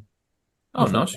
That's good to know. They're the same price on Fanteam. That's why I asked. I was being cheeky, to be honest. Yeah, and just Thiago Silva, he's like 75 years old now as well. So still your best defender, though? Probably is, yeah. Well, he's one of the best defenders in the world, isn't he? So we'll see. But he's a brilliant defender. That's what I was saying. Yeah. I was saying he's a brilliant defender. Yeah, I wasn't dissing Chelsea. Like the fact that he still gets in the team like easily is like pretty outstanding for him. Really, he's a really, really good defender, isn't he? Yeah, I think both of them can. They're good in the air as well, so they can be a threat from set pieces. So I really like the Chelsea defence. But probably spoke too much about Chelsea. It's just like when Doyle gets onto Everton. The other one is Arsenal. Should we move on to them with their options? They got Saliba and Gabriel. Yeah, I don't think we need to say much. I think they're just really good value, to be honest. I think they don't have that much attacking upside. You're just playing purely for the clean sheets here. But I think 5 million for that defence is too cheap. I think Gabriel had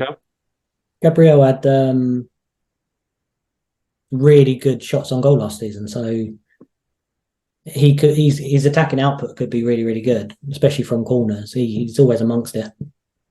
Oh, I was looking at Zinchenko, but Timber started over him yesterday, so probably not. Yeah, I think Tierney played as well yesterday. It was really strange. Well, Zinchenko wasn't in the squad. Yeah. So I think the two centre backs. I actually think Saliba's more nailed than Gabriel. By the way, I've been thinking about it. I think Saliba is like elite. I think it's a real toss-up between the two as well. Everyone seems to have Gabriel in their team. I prefer the ownership discount on Saliba, I think. Yeah, it might be recency bias because Saliba was injured towards the end of last season, maybe, perhaps. But Eva's good price at 5 million.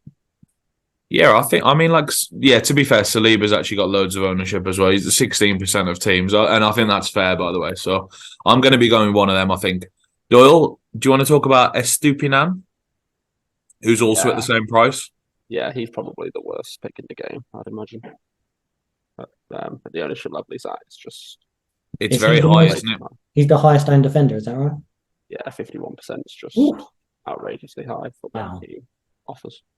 He might be the highest owned player on the game, except for Haaland. I think Saka might be higher, actually. That's crazy, isn't it? Could well be. How about Pep Roulette with Manchester City? Is there just too many options, or are we interested now that Gvardiol, if that's how you pronounce it, has been signed today and coming at 5 million, which seems like a really good price. It's for a Man City defender if he's going to play, and they have paid 70 odd million for him. Yeah, I think it's a great pick. But I don't know if he just comes straight in and starts. So just given the depth of options they have, it just feels unlikely.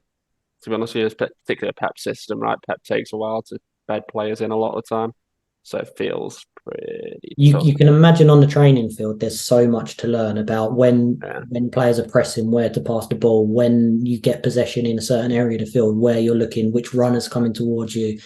I think he's got to go through like almost 2-3 weeks of tuition on the training field to learn how Pep wants to play. So no way, I'm going to say it here now, and I'm going to probably be wrong, he starts the first game on Friday and probably don't start the game after that either.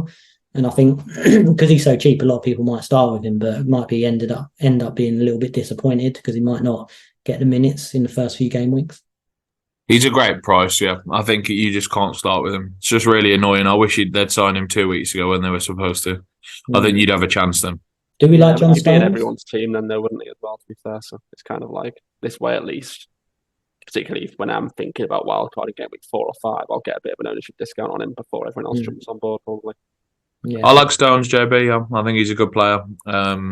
He's also had, he's had the thing where he's been pushed into midfield as well in a certain system, and he likes to get forward from that position. He's even said it himself a little bit. So an attacking City defender, if you will, 5.5 million could be good.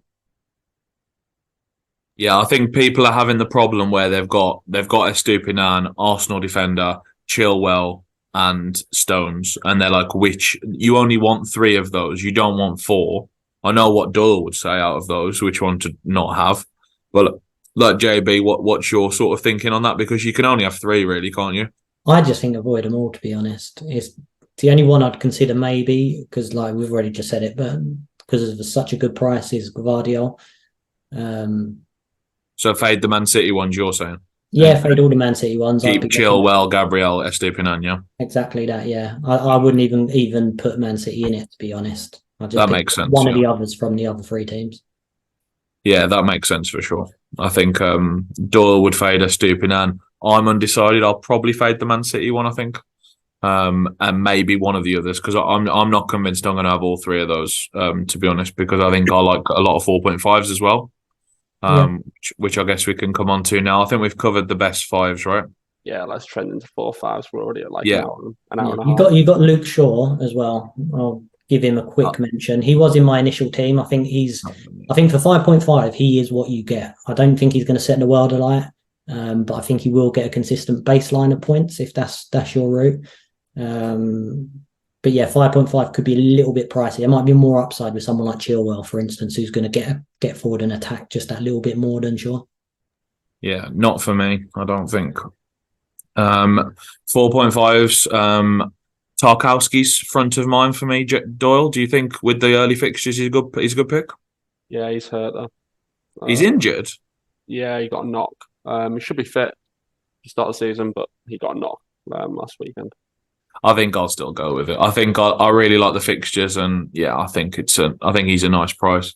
Botman, we've already talked about, really cheap. Would be one for the bench to start with, and you'd just sort of you'd have him early compared to other people for like week 5 onwards, as we talked about. I'd And rather then not do that just because of the price changes at the start of the season are so swingy. I'd rather not carry someone the first few weeks, particularly if you think about early wildcarding. I think that's a bad idea. You're going to wildcard early, so you should not have Botman. Like for sure, that like is obvious. Yeah, I agree. Yeah, I think for me, who likes to wildcard later, I think he's more reasonable. But yeah, probably lose 0-1 at least. Villa, very good defense. Very good team. We know who's starting there. No. So interesting. They've got really good defenders and a lot of them. They did well last year in defence as well. I think they're only going to get better. I would say Pau Torres is the most nailed, but personal opinion that is, I would say. In the most recent game, I believe Conte played right back and Carlos and the guy who I just said, Pau Torres, played centre back. So they played 3 centre backs effectively on that game. Torres was left back. Oh, really? Yeah. So did they play a right back in that game then, and was Conte in the middle? My takeaway from the game was that Pau Torres was fullback, which was really interesting. Maybe was it Torres Mings? Centre back and Conte. No, Torres left back, Mings and the other guy, Diego Carlos centre back, and it could have been Conte right back maybe. I'll double check. I can't remember now, but it's a very interesting one with them. Like I think there's a route into that team, like definitely at 4.5, but it might be one to just leave at the start and just wait and see. Have they got Newcastle away first week? Is that right? Yeah, Newcastle away, then Everton home, Burnley away, Liverpool away. You can just skip it then, can't you? I think they're good. They're all right fixtures, but yeah. Yeah, I think you should have to skip it for now. Yeah, they're good options. Though there's going to be a great Villa option this year at 4.5, maybe multiple. Yeah, just have to wait and see with them. Yeah, I can see it being a thing with Europe as well. I can see it being a thing where midweek they play one guy, weekend the other, and it might be like a flow where like the same guys are playing in the Prem every week, but it might be just completely random where it's getting changed around every week. So we need to see some sort of pattern, I think. But they're a really good team, so I think they're good value at 4.5, but not sure which one. Rico Henry's a good one, I think. Brentford 4.5 seems very cheap, quite attacking, and Brentford are a reasonable team, so I quite like that one as well. I like that shout. Yeah, he is what you get, and he's not going to set the world alight, but he'll get you some good points. You can play him in a pinch. I don't mind him either. He's one of them who should be priced at like 4.7, should be his actual price, but they do it in 0.5s, you know what I mean? So you probably get like a cheeky 0.2 there, like a value extra, you know what I mean? I feel like that. I thought it was someone like flying wing back last year. I felt like he'd scored loads, got loads of assists. He actually got 2 assists, 0 goals. But, yeah, Brentford rotate really well with Everton or Palace or Fulham or Villa, by the way. So I think Tarkowski Henry, for example, is a really good 4.5 pairing. Henry and Villa defender is also a very good 4.5 pairing. So yeah, I think particularly Everton, I think Tarkowski Henry I really like because we know they're both going to play, which is really good. So yeah, I think that's a nice 4.5 rotation. Does anyone like the Tottenham fullback? So a little bit pricey in 4.5, but Pedro Porro, he was very attacking, got a lot of every chance he got forward last year. He did score, he assisted, he's 5 million. And then on the other side, you've got, it could be Udogie, I think, and what's his first name? It's a good one. Destiny Udogie, 4.5. He's been playing a lot in pre-season. He could be a bit of a steal for a Spurs fullback at 4.5 if he can hold off Emerson Royale. I think Porro is ridiculously attacking, and I can only see him thriving under Postecoglou. Yeah, I agree. Is he left back or right back? Sorry, I thought he was a right back. Pedro Porro played left back last year. Did he? I think. Not sure. I get so confused with the sides. Literally, I'm like, because they had Emerson, who was I think he played right back in the he played right back in the Newcastle game because it was when he got absolutely obliterated. It was like a joke, like when they were losing 5-0 after 20 minutes or something.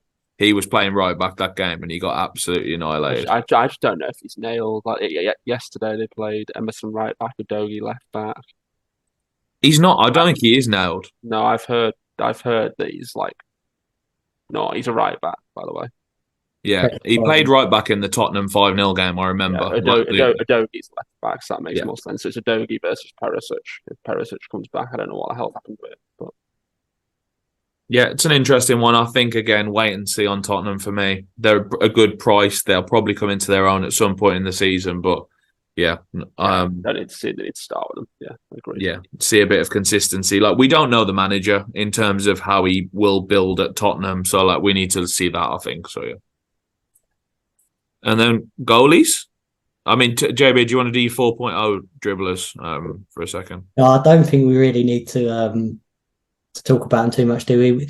A lot of people are just going with one or two on the bench. You've got Bayer at Burnley, who seems pretty certain to start as a centre-back. He's not going to do anything, I don't think, but he may be a playing player. Burnley probably, I think they could be quite good at the back. They done very well last season. In defence, so he could be an option if you're looking for someone cheap. And the same with George Baldock at Sheffield United.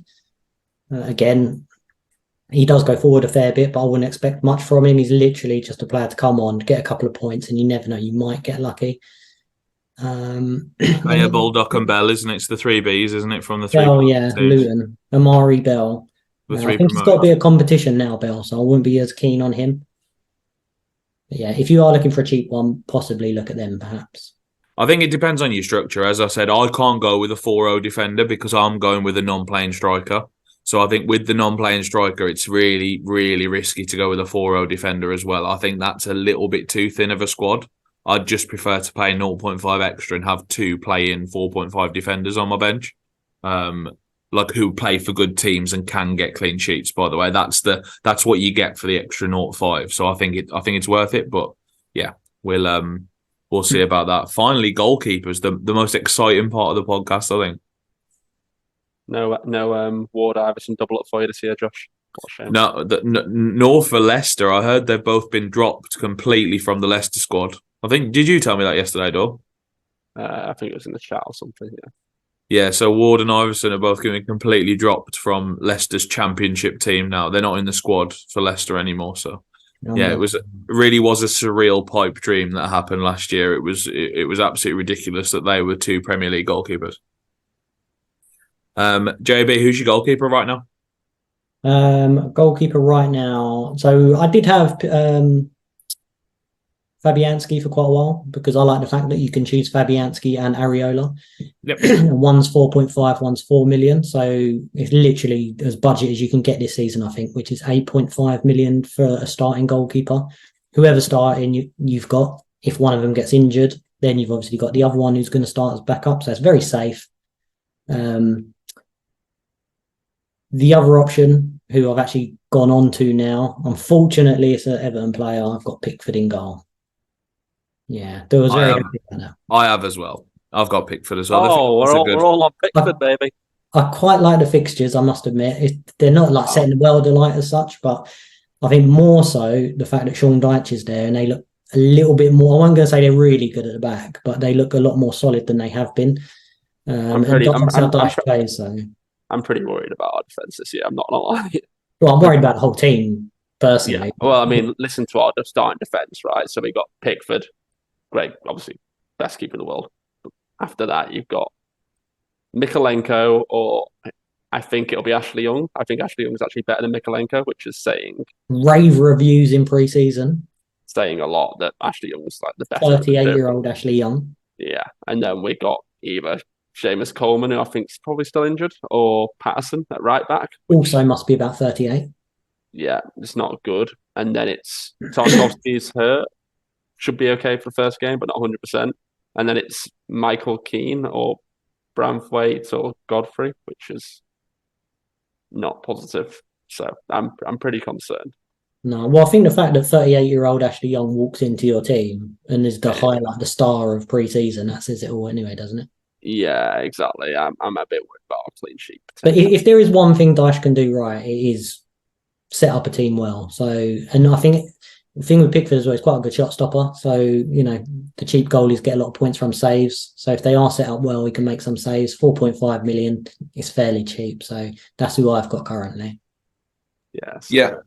The only other thing to say is at some point we might get 2 4-0 goalies because I think Ariola's got a pretty good chance of displacing Fabianski. I think Fabianski will start the season for what it's worth.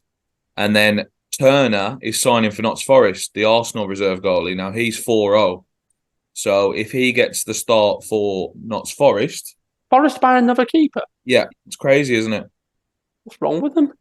Then there might actually be 2 4-0s again, but I think it's a discussion for later in the season to sort of see if we do have where did the other two go? a 4-0 goalkeeper. Are they both on loan, the others? Henderson. Henderson. Henderson was on loan. Who was the one they got? Kayla Navas, didn't it? Kayla Navas, what happened to him? Yeah, he was only short term, I think. Oh, PSG, was it? So Turner's definitely going to be number one then for this team, isn't it? I think so. I just want to, just a bit worried in case they go out and splash the cash and buy another goalkeeper. How many do they want? I know, but you never know. You never know. But like you, Josh, we have the FPL transfers, but they're doing it in real life. It's like, yeah, I know. Goalkeeper after goalkeeper. It's like Raya and Ramsdale at Arsenal, isn't it? It's like the same as that. It's absolutely crazy. Like, yeah, it's definitely worth keeping an eye on if you can have Areola and Turner. But I think for an extra 0.5, just play it safe, I think. Or just one of them that starts, by the way, for what it's worth. Like, as in just having one as your second goalie to have, like, two options. Because you know there's weeks where your goalie just randomly doesn't turn up or, like, he's injured or suspended. Like, it's nice to have a 4-0 to save a transfer there. As Doyle alluded to, that's something I've learnt the hard way by having to make a transfer every week based on, like, not having two playing goalkeepers, you know what I mean? So... Have we all got Pickford in goal, or has anyone got anything else? I've got Pickford. I think Onana's fine. 5 million seems all right. I prefer a 4-5 every single time. But... Yeah, a 4-5 normally tops the charts. A 4-5 or 5 million always gets the most amount of points. You got to find the right one, though. Is the fun of it? Yeah. But even so, there's never a massive points gap between them. It's not like in a defender or midfielder. All the goalies are much of a muchness. So picking a 4.5, even if he ain't the top point scorer, you're only going to be a little bit off, to be honest, as long as you're jumping on and jumping off one for the odd fixture swing and things like that. So yeah, the cheaper the better for me. The other two I'd possibly consider, I did like Flecken for Brentford. I've never really seen him play, but just in terms of how Brentford play, he's meant to be playing out with his feet a lot, so he could be quite good in the bonus passing. And Brentford concede a lot of shots on goal. I think it was like the second most amount of shots on goal, but they had one of the best defensive records. So hence they probably concede a lot of shots from outside the box, which they're happy to do. But obviously then Raya last season got a lot of done really well in the getting a point for every free save. So again, the makeup of the Brentford team should help Flecken in that regard, I think. So he's 4.5 as well. They're a half decent team. I'd potentially look at him. It's still nailed. He's going to start the season for sure. Maybe, yeah. Well, yeah, really good price. Most people think so, but then they have just splashed the cash on Verbruggen. So Steele will start against Luton. I know that for sure. But 100% Josh guarantee right there. But he might get displaced after like 3 weeks. Like that is definitely possible. But he starts the season. Yeah, I think being in Europe as well, he's probably got a plan to play one in Europe or one in the Premier League, maybe. Yeah, you need 2 goalies when you're a proper team. Like, and they've sold Sanchez, so they need 2 goalkeepers. You know what I mean? Like, you can't, like Chelsea have like 4, don't they? Or used to before Mendy left anyway. You know what I mean? So it's like Super Robert Sanchez. The other 4.5 could be interesting is Sam Johnson for Crystal Palace. He seems to be the number one over Gator now. And Palace, like we already said it earlier, Roy Hodgson's very good in defence. Palace could keep quite a few clean sheets. He's a better goalie than Guaita, but I worry again if he makes a few mistakes. Guaita's back in because Guaita's a trusty pair of hands. You know what I mean? It's like Hodgson didn't like Guaita last year, though, right? No, Johnson is number one again. It's another one that Johnston starts number one. He's a really good shot stopper again. He's similar to Pickford. He's like really good shot stopper. Distribution poor, can make mistakes, but he's a really, really good shot stopper. So he will make the saves. And I think that's pretty much all the cheaper goalkeepers. Just quickly, I don't think they interest us, so we won't spend much time on them. But you got Martinez and Ramsdale, both 5 million. And then you got the 3 big ones, Pope, Edison, and Allison, all 5.5. Would you be interested, or for reasons we've already said that we prefer cheaper goalkeepers, you wouldn't go near them? I don't fancy Arsenal's reserve goalie for 5 million, personally.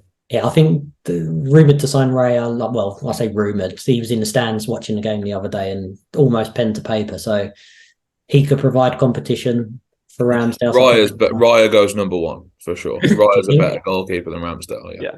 I do think Ramsdale's a bit error prone sometimes. Yeah.